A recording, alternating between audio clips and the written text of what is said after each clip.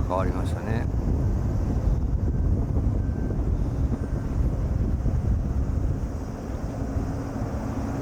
結構これ下見ると、前はそうですね、柵を乗り越えて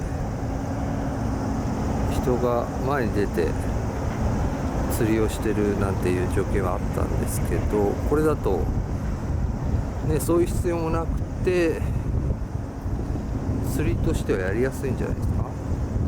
タモ入れもしやすいし、前に出てタモ入れ頑張ることも必要なくなりましたし、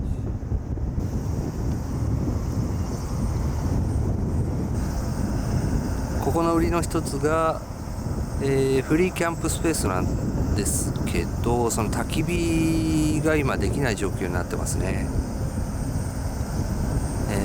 密を避けられないと。フリーキャンプスペースだけにその制限を与えることが難しいと、そんなことを言ってましたね。まあもっともなんですけど、早く解放してくれないですかね。おお、そんなこと言ってると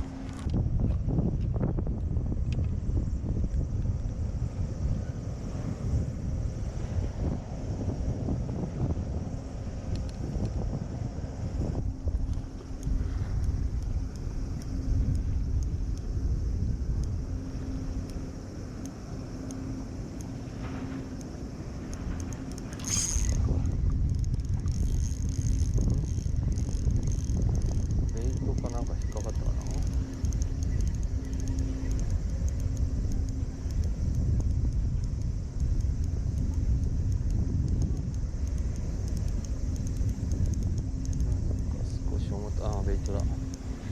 ベイトが来ましたが、これはあ、やったー、チーバッチュちゃん。なるほど、頑張った君は。中頑張ったよ。よいしょ、チーバッちゃん。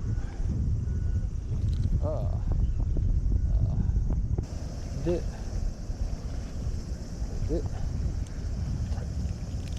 オッケー、大丈夫でしょ。